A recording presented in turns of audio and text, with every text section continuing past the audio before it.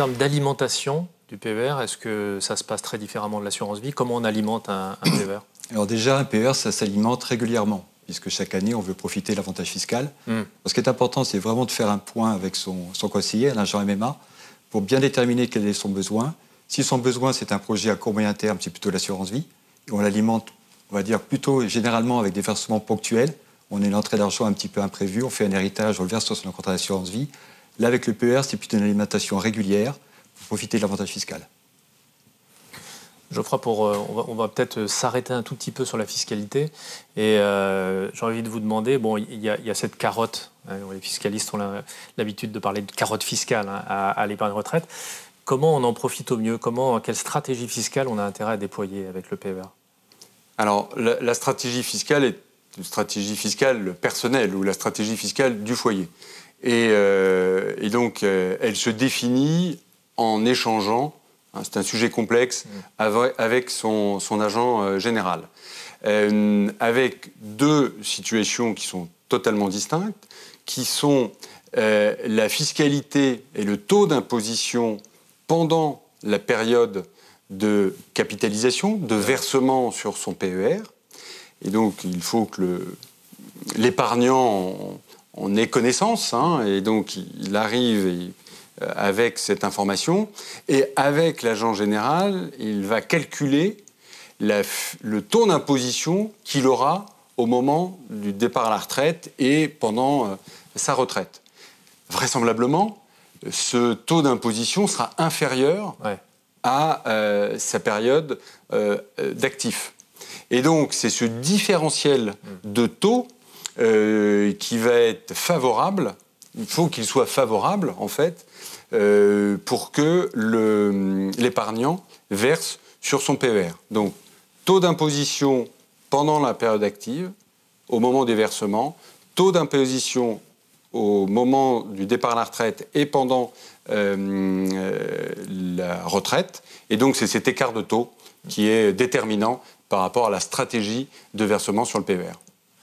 Olivier, au-delà de cette stratégie, il me semble qu'il y a un principe clair quand même, c'est que plus on dispose de revenus importants au moment où on est actif, plus on est fiscalisé à l'impôt sur le revenu et plus on a intérêt à souscrire un PER et à verser et à profiter de l'enveloppe fiscale. Donc on a fait des calculs par rapport à l'assurance vie. En fait, le PER devient plus intéressant que l'assurance vie quand on a un taux marginal d'imposition qui est supérieur ou égal à 30%. Aujourd'hui, avec le prélèvement à la source, 30%, le taux marginal d'imposition, on a un petit peu oublié ce que c'était, puisqu'on a plutôt un taux moyen sur sa déclaration d'impôt. Ça correspond environ à 2 500 € pour une personne seule et 5 000 € pour un couple.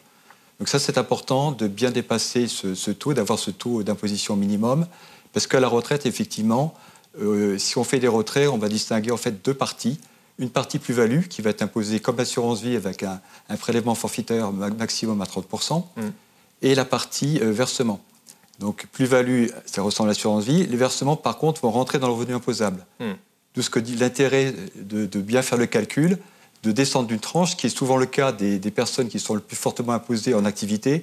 Généralement, arrivées à la retraite, on parlait tout à l'heure de taux de remplacement, le taux de remplacement diminue, et donc normalement on descend d'une tranche. Si on descend d'une tranche, on est forcément gagnant par rapport à l'assurance vie. On a déduit à une tranche supérieure à la tranche à laquelle on a donc on gagne sur l'écart de taux marginal d'imposition, avec quelque chose qui est important, c'est qu'il faut absolument pouvoir lisser dans la durée et adapter finalement ses retraits à sa fiscalité, d'où il faut plutôt éviter de récupérer le capital une seule fois, parce qu'effectivement, là, on va grimper cette année-là de taux marginal d'imposition et payer plus d'impôts alors qu'il suffit de lisser. Geoffroy, on parle de fiscalité, et c'est bien normal, encore une fois, hein. Sur ces produits-là, la dimension fiscale est importante. Il y a une autre dimension qui est importante, c'est la durée sur laquelle on va cotiser, épargner, pour se constituer des droits. Est-ce que du coup, il y a un âge idéal pour souscrire un PER et commencer à l'alimenter? Alors, je dirais qu'il n'y a pas d'âge idéal, puisque chaque situation est personnelle. En introduction, j'évoquais le fait que les Français, d'une façon générale, d'abord achètent leur résidence principale et donc, par là même, ont une capacité d'épargne qui est réduite.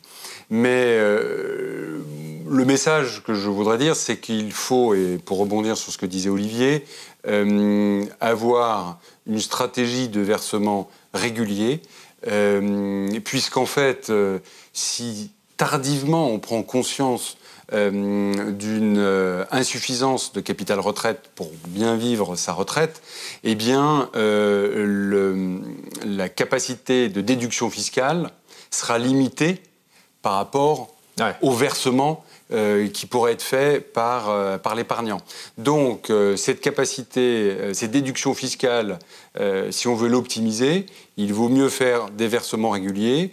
Et en plus, les versements réguliers ont une autre vertu, c'est que ça permet de rentrer sur les marchés financiers à des moments différents. Et donc, lisser ces points d'entrée pour se constituer un matelas de plus-value, je dirais, plus significatif, plutôt que de rentrer à des points très concentrés. Souvent, on conseille, on dit qu'il faut commencer à s'en préoccuper tôt. On sait qu'il y a beaucoup d'actifs qui commencent à regarder ça à 55 ans, quand la retraite commence à être un vrai sujet. Il n'est pas trop tard pour autant?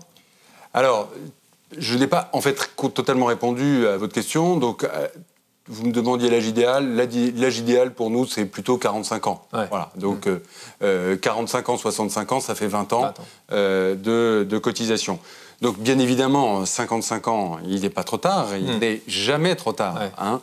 Mais, comme je l'évoquais à l'instant, à ce moment-là, pour rattraper le retard, on va verser on va réaliser des versements plus importants.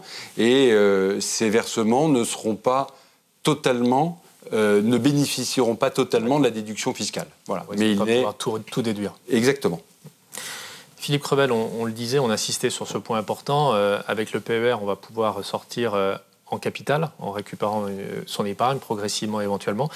Mais en revanche, pour ça, il faut attendre la liquidation de la retraite. Est-ce qu'il y a des choses quand même de prévues pour pouvoir récupérer une partie, toute ou partie de son épargne avant de prendre sa retraite? Donc la loi Pacte a prévu évidemment, dans certains cas, une possibilité de retrait en capital avant donc, la retraite. Il y a 5 cas, on va dire, qui sont liés à des situations sociales qu'on ne souhaite à personne, et un cas qui a été ajouté. Dans les 5 cas, donc plutôt des problèmes sociaux, ça peut être donc la cessation d'activité, liquidation de son entreprise, ça peut être l'invalidité, ça peut être le décès de son conjoint. Donc on est sur des situations un peu extrêmes. Il y a un cas qui a été rajouté, c'est la possibilité de faire une sortie en capital pour acquérir sa résidence principale. Ça existait auparavant sur le PERCO, là ça a été étendu, sur le PERI, le plan d'épargne retraite individuelle. Et donc, il y a la possibilité, même si ce n'est pas la logique, mais comme on sait bien que chez les Français, l'idée de posséder son toit, ça fait partie d'une stratégie retraite. Donc le législateur a permis une sortie anticipée en capital pour acheter sa résidence principale. Autre question qui se pose, et que se posent certains assurés, Olivier, il peut arriver quelque chose, là aussi on le souhaite à personne, de grave pendant la durée du contrat à l'assuré. Est-ce que des mécanismes sont prévus? Alors, la loi Pacte a prévu la possibilité d'offrir en option pour les TNS, ce qu'on appelle une garantie exonération du paiement des cotisations en cas d'arrêt de travail d'invalidité. Donc si malheureusement ça arrive au TNS, après un délai de 90 jours, en fait c'est MMA qui va prendre en charge les cotisations jusqu'à la retraite. Ce n'est pas parce que la personne est en incapacité ou en invalidité qu'elle a moins besoin de retraite. Elle peut avoir la même espérance de vie d'ailleurs. Donc effectivement, le cas de sortie qu'évoquait Philippe à l'instant, c'est plutôt effectivement pour les gens qui n'ont pas cette garantie-là. Donc il y a une vraie protection pour les TNS. On a aussi une deuxième option qui est pour protéger plutôt le conjoint qui ne travaille pas, ce qu'on appelle une garantie de bonne fin. En cas de décès, on va verser le capital, l'épargne de retraite qui était prévue à l'assuré. Donc ça permet aussi de mieux protéger le conjoint et lui permettre d'avoir une retraite. Et puis, dernier cas, là, c'est une garantie qui est en inclusion dans le produit. C'est qu'effectivement, on peut décéder à un moment où les marchés financiers ne sont pas au meilleur moment, on va dire. Imaginez un décès l'année dernière au mois d'avril. Donc là, il y a ce qu'on appelle une garantie plancher qui permet à chaque assuré d'être sûr de récupérer, que les bénéficiaires puissent récupérer à minima le cumul des versements, donc au moment du décès. Quoi qu'il arrive, quelle que soit la situation des marchés financiers. Alors, Olivier évoque les marchés financiers. Geoffroy, ça évoque les supports d'investissement. Alors, c'est aussi une question importante. Quand on souscrit un PER, sur quoi on investit? Sur quels supports, sur quels actifs on investit? Donc, on investit sur les supports qui sont proposés dans le contrat d'assurance vie. Et donc on a deux familles du PER, pardon, et d'ailleurs c'est un lapsus révélateur, puisque globalement on a les mêmes supports, les mêmes solutions dans le PER que dans les contrats d'assurance vie. Donc deux familles du support, l'actif général, qui a plutôt une espérance de rendement futur sur le marché français en baisse. L'actif général est investi sur des obligations. Les obligations aujourd'hui servent des taux de rendement proches de 0%. Et donc, on a une baisse tendancielle des taux de rendement sur l'actif général. Et puis, en complément de l'actif général, il y a ce qu'on appelle les unités de compte. Et donc, les unités de compte permettent à l'épargnant de placer leur épargne sur des actifs, sur des marchés financiers, les actions françaises, européennes, mondiales, par nature d'actifs, sur les marchés pétroliers, et de plus en plus avec un univers économiquement, socialement responsable, ESG, qui sont proposés dans la gamme des unités de compte. Voilà, donc un univers familier pour les épargnants qui ont un contrat d'assurance vie, puisque c'est un peu le même, ce sont les mêmes offres qui sont proposées. Olivier, à entendre Geoffroy, j'ai un peu le sentiment qu'on peut faire un peu ce qu'on veut, se construire un contrat sur mesure adapté à ses besoins. Je me trompe ? Non, tout à fait. En fait, ce qu'il faut, c'est bien travailler avec son agent MMA pour, déterminer sa capacité d'épargne, déterminer ses besoins à la retraite. Donc, les agents disposent d'outils pour bien estimer le montant de la retraite et à partir de là, déterminer les versements réguliers que doit faire l'adhérent, le client. À partir de là, l'agent va travailler avec son client sur son profil de risque. Donc, on a des outils qui permettent aussi de déterminer l'appétence au risque financier du client. Puis en fonction de sa connaissance et son expérience financière, on va déterminer avec le client quelle part de son épargne il va verser sur l'euro et quelle part il va verser sur les UC, avec l'avantage qu'évoquait tout à l'heure Geoffroy, c'est-à-dire qu'un PER alimenté de façon régulière, ça permet aussi de limiter et de lisser le risque dans la durée au niveau des marchés financiers. Oui, c'est une vraie réflexion, un vrai audit, c'est pas j'ouvre pas un livret A, quoi. Non, tout à fait. Donc le PER permet une personnalisation, elle est à travailler avec son agent MMA. Donc on peut vraiment adapter le montant des versements, la part qu'on investit sur les marchés financiers, la part qu'on veut en toute sécurité sur le fonds en euros, avec son agent. Et ça se fait effectivement, c'est un travail à faire à deux entre l'agent et le client. Geoffroy Brossier, on parle placement, on parle actif, fonds en euros, UC, etc. Est-ce que vous pouvez nous donner un ordre de grandeur et des idées sur le rendement de votre PER en 2020 ?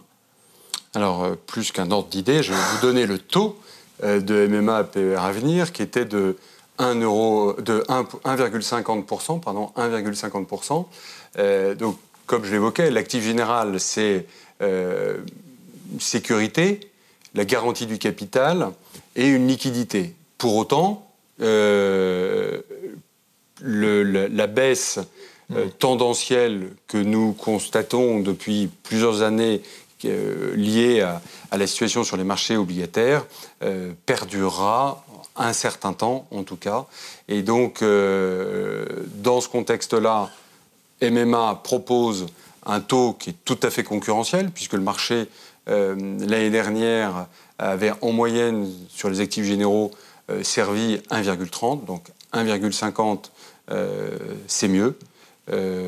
Mais ce que nous conseillons effectivement à nos sociétés, à nos clients, à nos épargnants, eh bien, c'est une diversification permise par la durée de capitalisation.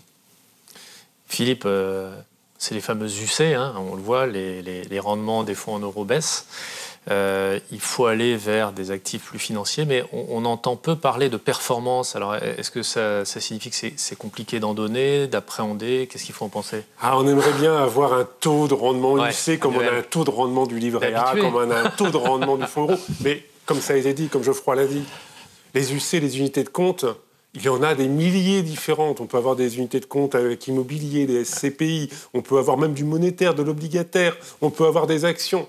Donc la moyenne de tous ces actifs n'a pas beaucoup de sens. Et puis, d'autre part, les unités de compte, c'est vrai que ça fluctue en fonction des valeurs de marché. Et il faut l'apprécier non pas une année, mais sur la distance. C'est justement l'objectif d'unité de compte. On se dit, on a 10 ans, 15 ans, 20 ans devant nous, et ce qui va compter, c'est cette moyenne des différentes années. Parce que, par exemple, je prends l'année 2018.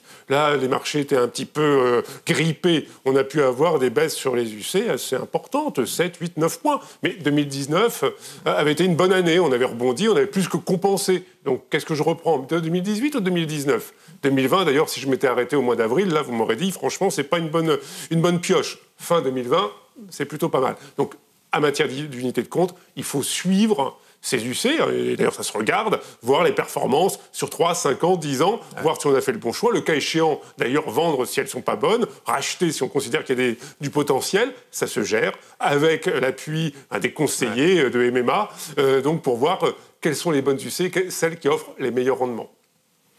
Dans le public, on a beaucoup de chefs d'entreprise. Il y en a beaucoup qui sont TNS, comme on dit, travailleurs non salariés, qui avaient souscrit des Madelins. On sait que c'était quand même pas mal utilisé, notamment la fameuse enveloppe fiscale. Est-ce qu'ils ont intérêt à transférer leur contrat? Alors, c'est un Madelin, mais ça peut être un PERP pour quelqu'un qui a un statut de salarié. Est-ce qu'ils ont intérêt à transférer leur contrat ancien sur un PER? La loi Pacte, l'avantage, c'est justement le transfert. La possibilité donnée à tous de regrouper ces différents produits d'épargne retraite dans le PER.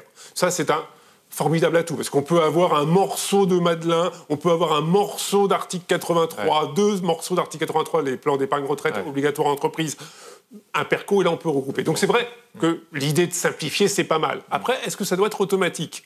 Il faut regarder, évidemment, au cas par cas. Son Madelin, comme son PERP, quand les a souscrits, peuvent avoir bénéficié d'options intéressantes, de garanties de table de mortalité, voire de garanties de taux. Ça devient de plus en plus rare. Mais bon, il peut y avoir des options particulières qu'on ne va pas forcément retrouver sur le PER. Donc ça, c'est à regarder avec son conseiller. Est-ce qu'il y a avantage ou pas à tout faire converger ou à maintenir son PERP ou son contrat Madelin? Par exemple, sur le PERP, il y avait une sortie en capital de 20%. Est-ce que ça suffit? Est-ce qu'on a besoin de plus que 20%? Dans ces cas-là, on peut se poser la question, parce qu'elle est fiscalement plus avantageuse dans le PERP que dans le PER. Ça se discute. C'est pas automatique. Mais c'est vrai que la transférabilité permet la simplification. Mais pour être très clair, quand on dit on peut avoir intérêt à les conserver et à continuer à les alimenter. Depuis le 1er octobre 2020, on ne peut pas ouvrir de nouveaux PERP, nouveaux contrats Madelin, mais ça ne signifie pas que ce qu'on avait avant a été définitivement fermé et qu'on a mis la clé sous la porte. Non, ces produits continuent de vivre, fort heureusement. Il y a simplement la possibilité de les transférer en fonction des avantages qu'on peut avoir avec les nouveaux produits par rapport à la fiscalité, par rapport à la sortie en capital. Et puis, regardez ce qu'on avait dans le passé en options qui pouvaient être intéressants. C'est vraiment au cas par cas à voir avec son conseiller. Geoffroy, imaginons que la réflexion avec le conseiller plaide pour un transfert. Est-ce que c'est simple de transférer un ancien contrat sur un PER? Alors, je dirais que c'est aussi simple que de souscrire un contrat, finalement. Et pourquoi c'est aussi simple que de souscrire un contrat? C'est que vous souscrivez un nouveau contrat, dans la réalité. Le PER va être le réceptacle des sommes que vous allez transférer sur ce nouveau produit. Donc, il faut aller voir son agent général, faire le diagnostic que vient développer Philippe, à savoir quelles sont les caractéristiques du nouveau PER par rapport à l'ancien produit, et à partir de là, eh bien, dérouler les objectifs de ce transfert, le patrimoine de l'épargnant, sa capacité d'épargne, et à partir du moment où l'agent aura recueilli l'ensemble des informations, eh bien, il sera adressé à la compagnie, alors qu'on appelle la compagnie adverse, dans le jargon des assureurs, eh bien, une demande pour transférer les fonds sur ce nouveau PER qui a été ouvert.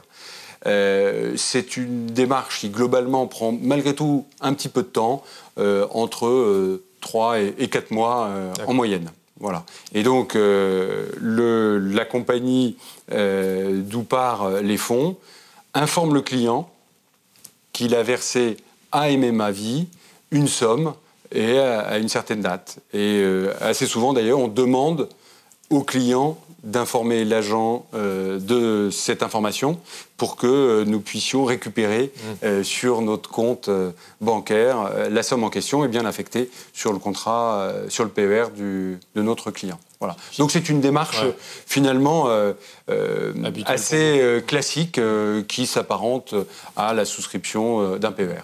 J'imagine que quand l'ancien contrat était détenu déjà chez MMA, c'est encore plus simple. Oui, puisqu'en fait, on dispose de l'ensemble de l'information et il y a juste à faire la démarche administrative de remplir les informations nécessaires à ouvrir ce PER. Et pour boucler la boucle, souscrire un PER?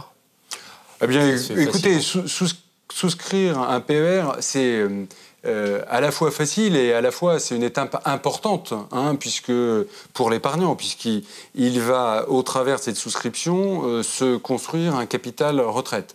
Donc, il est vraiment déterminant de rencontrer son agent général, de présenter son objectif personnel, l'attendu en termes de capital au moment du départ à la retraite, une appétence entre rendement et sécurité sur les placements financiers, on a parlé entre actif général et unité de compte, le fameux taux d'imposition actuel, le taux marginal d'imposition actuel et une simulation de ce que peut être le taux marginal d'imposition au moment du départ à la retraite. Et avec ces informations, l'agent général fait un certain nombre de simulations et qui permet de déterminer le versement idéal sur la période de capitalisation de l'épargnant. Donc, globalement, c'est une démarche qui va prendre... c'est un entretien d'1h30 avec l'agent général pour... finaliser ce beau projet. On arrive au terme quasiment de notre émission. On va répondre, vous allez répondre aux questions posées par le public. Avant d'aborder les questions, j'ai envie de vous demander s'il y avait une chose, un conseil à retenir, quel serait ce conseil? Une chose à retenir de cette petite heure qu'on vient de passer ensemble. Je dirais, pour reprendre mon propos à l'instant sur... Le passage dans une agence MMA, justement pour le conseil, c'est de ne pas hésiter à solliciter son agent général par rapport à ce projet. C'est un projet important, se constituer un capital retraite au moment du départ à la retraite. Nos agents généraux chez MMA disposent d'informations, ils ont été formés, ils sont dotés d'outils de simulation qui leur permettent de vous accompagner dans cette démarche. Philippe, une idée forte. En matière de retraite, ce qui est assez étonnant en France, c'est que plus de la moitié des Français considèrent qu'au moment de partir à la retraite, ils n'auront pas de revenus suffisants pour vivre correctement. Ce taux parmi les actifs atteint même 71%. Les retraités sont 52 à 53% à penser d'eux-mêmes, en disant en fait on n'a pas assez de revenus. Et ils indiquent dans les études, si on avait su, on aurait peut-être dû penser à se constituer un complément en vue de la retraite. Et donc c'est vrai qu'on est pris dans des contradictions, on a forcément envie de s'acheter soit une voiture, soit de partir en voyage, etc. Mais on sait qu'on doit également préparer sa retraite si on veut maintenir son niveau de vie et profiter, surtout les bonnes années de retraite, où on n'a pas trop d'handicap, pas trop de problèmes de santé, et il faut avoir des revenus, on va dire, satisfaisants. Et donc c'est vrai que cela se prépare en amont. Il faut vraiment oser l'épargne retraite.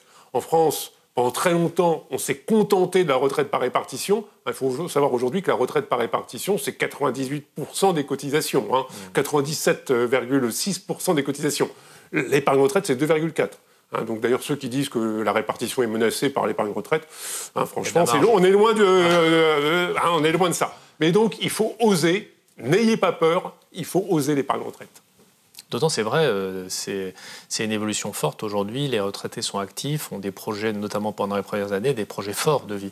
Et le PER permet justement de s'adapter à travers une sortie en capital fractionné. Si je veux plus d'argent au début de ma retraite parce que je vais m'installer au bord de la mer, je vais changer de logement, je peux sortir de plus de capital. Ou je me dis, oh là là, j'ai peur de ma dépendance. C'est vrai que c'est un autre problème, on n'en a pas parlé. Mais les Français sont très inquiets en matière de dépendance. Donc dans ce cas-là, je tire pas trop d'argent sur mon PER et je le garde le cas échéant pour donc faire face malheureusement à des situations de dépendance. Donc le PER est extrêmement souple et peut répondre à un très grand nombre de cas, de situations. Olivier, le mot de la En fin. fait, tout a été dit. Hein, Oh, désolé, Olivier. donc voilà, c'est la personnalisation absolue et surtout, faites le plein fiscal parce que de toute façon, aujourd'hui, demain, quand vous serez retraité, vous pourrez, comme vient de le dire Philippe, disposer de cet argent totalement librement pour donc pouvoir financer plein de projets immédiats ou futurs, voire même transmettre son patrimoine. On va attaquer donc les questions du public. Avant de retrouver la régie, 2 questions avaient été posées avant l'émission. La première, elle est pour vous, Geoffroy. Mon banquier m'a ouvert un PER. Est-ce que je peux quand même ouvrir un PER chez MMA? Bien sûr. Donc on revient, contact avec son agent général, présentation de son objectif personnel, étude des caractéristiques du PER du banquier, des caractéristiques du PER MMA, PER Avenir, souscription donc de ce nouveau contrat et à un moment donné, peut-être de transférer. Pour en avoir qu'un. Et pour rebondir sur ce que disait Philippe, le PER a quand même comme caractéristique d'avoir cet élément de simplicité, puisque on peut transférer tous ces contrats passés dans un contrat unique et le PER, de pouvoir le suivre sur son espace client MMA, donc plutôt que d'avoir à ouvrir plusieurs sites pour pouvoir suivre cette épargne retraite. Voilà. Donc oui, c'est possible d'ouvrir 2 contrats de PER, deux PER. Il n'y a pas de limite. Une question un peu proche, mais qui ne correspond pas à la même situation. Pour vous, Olivier, je dispose déjà d'un PER entreprise. Est-ce que je peux ouvrir un PER individuel chez MMA? Alors déjà, bien sûr. Puis après, ça s'étudie aussi. Donc si vous avez la chance d'avoir un PERCOL alimenté par l'intéressement, la participation, voire un abondement, profitez-en. Vous avez la chance d'être dans une catégorie qui a un PER obligatoire, profitez-en, c'est l'entreprise qui paye. Maintenant, si vous avez à faire des versements volontaires, faites-les plutôt sur un PER individuel, un PER MMA, parce que en fait, la gamme d'UC sera souvent plus large que celle qui sera proposée en entreprise. Puis en plus, là, vous n'êtes pas face à un écran, un extranet d'une compagnie d'assurance. Vous êtes face à un agent qui va personnaliser le conseil en fonction de la situation. Voilà, maintenant, il est temps de retrouver François en régie. François, est-ce que nous avons des questions du public qui nous sont arrivées pendant l'émission? Bonjour Laurent, bonjour à tous. Effectivement, nous avons plusieurs questions du public. Une première question de Dominique, qui est la suivante. Selon la longévité qui augmente tous les trimestres, vaut-il mieux prendre son capital ou la rente? Alors, en fait, c'est une sorte de pari, puisque l'avantage de prendre la rente, c'est que c'est la compagnie qui prend le pari, puisque c'est la compagnie qui va vous garantir à vie un revenu. Maintenant, les taux de rente aujourd'hui sont quand même assez faibles. Et je pense que pour récupérer son argent librement, à tout moment, en fonction de ses besoins, c'est un choix qui va de plus en plus s'imposer. Et le gros frein, finalement, des Madelins auparavant et des PERP, c'était finalement cette sortie en rente viagère que n'apprécient pas beaucoup les épargnants français. Quitte à prévoir, d'ailleurs, et à organiser, j'imagine, les prélèvements, les retraites. On peut aussi décider de pas récupérer son PER tout de suite et d'attendre un peu plus longtemps. Notamment, il y avait le risque de dépendance. Et là, transformer son capital en rente viagère, on aura en plus un taux de rente, autrement dit, la conversion de l'épargne en rente sera beaucoup plus favorable pour le retraité. Et pourquoi pas changer son capital qu'on n'a pas tout à fait utilisé à 75 ans en rente viagère. Notamment pour couvrir le risque de dépendance dont parlait Philippe tout à l'heure.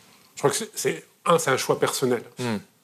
C'est vrai que la rente viagère, comme l'a dit Olivier, c'est la régularité, c'est le fait qu'on va toucher un revenu régulier jusqu'à la fin de sa vie, avec le problème de la revalorisation. Et c'est vrai que dans l'imaginaire français, il y a une mauvaise image de la rente, peut-être un peu exagérée, mais c'est comme ça. La sortie en capital, ça veut dire qu'il faut gérer son capital jusqu'à la fin de sa vie. Donc ça signifie qu'on prend les choses en main avec le risque inhérent évidemment à gérer un capital. Donc on peut évidemment choisir l'option, on va dire, intermédiaire, de sortie partielle en capital, fractionnée, et puis, le cas échéant, le conserver et arbitrer au dernier moment. Ça, il y a toutes les solutions possibles dans le PER. C'est l'avantage, c'est très souple. Très souple. François ? Oui, une dernière question de Carmen qui nous dit qu'en PER, si les versements produisent de la déductibilité sur les impôts, est-ce que ça provoque aussi une baisse de l'assiette des cotisations pour la retraite? Pas du tout. Non, c'est juste un avantage fiscal. Ce n'est pas un avantage social, ça ne diminue pas l'assiette des prélèvements sociaux. C'est comme il était dit, effectivement, en France. Finalement, c'est un objectif partagé entre, d'un côté, l'État, qui souhaite s'assurer que ses concitoyens puissent vivre dignement leur retraite, et donc les épargnants qui se constituent un capital. Et donc, le point convergent, c'est la déduction fiscale, c'est la fameuse carotte. Ouais. Donc voilà, finalement l'État a intérêt à amorcer cette dynamique au travers cette déduction fiscale, et c'est cette déduction fiscale qui attire l'épargnant français à orienter son épargne vers ce type de produit. Et c'est la diminution de l'assiette sociale uniquement sur le compartiment 3, le PER obligatoire, où là effectivement l'entreprise qui verse les cotisations a un plafond de déduction à 5% des salaires. Mais quand on est sur un PER individuel, on conserve son assiette de prélèvements sociaux. Alors, il faut voir que d'ailleurs sur le PER individuel, le titulaire a même la possibilité, ce qui n'existait pas avant dans le PERP, de dire « je ne veux pas de l'avantage fiscal à l'entrée ». Il peut dénoncer l'avantage fiscal à l'entrée, et dans ces cas-là, il a un régime fiscal à la sortie. C'est vrai qu'en règle générale, il vaut mieux prendre l'avantage fiscal, parce qu'on ne sait pas ce qui se passera d'ici 10 ou 20 ans, il faut toujours prendre le cadeau fiscal de l'État, mais c'est vrai, s'il considère qu'en fait, il n'y a pas d'intérêt majeur, ou ce n'est pas l'objectif numéro 1 de déduire fiscalement, il peut refuser l'avantage fiscal, et dans ces cas-là, bénéficier à la sortie d'un régime fiscal plus attractif. Et c'est là l'extrême souplesse du PER. Pour être clair, je déduis à l'entrée, je serai fiscalisé à la sortie, je ne déduis pas et je ne serai pas fiscalisé à la sortie. Tout à fait. Donc ça, c'est aussi parmi les choix, peut-être que l'agent MMA peut c'est un match avec l'assurance vie, et l'assurance vie avait gagné. Exactement. Voilà. Après, tous les arbitrages, il y a toutes les possibilités qui sont sur la table, et c'est là où c'est important, justement, de matcher, de regarder qu'est-ce qui est le plus avantageux ou pas. Olivier, Philippe, Geoffroy, merci. Merci de tous ces conseils, de tous ces enseignements. J'espère que vous y voyez plus clair. En tout cas, dans quelques jours, vous pourrez sur le site MMA en direct consulter les replays de cette émission. Et je vous remercie de votre participation et je vous dis à très bientôt et excellente journée. Merci beaucoup.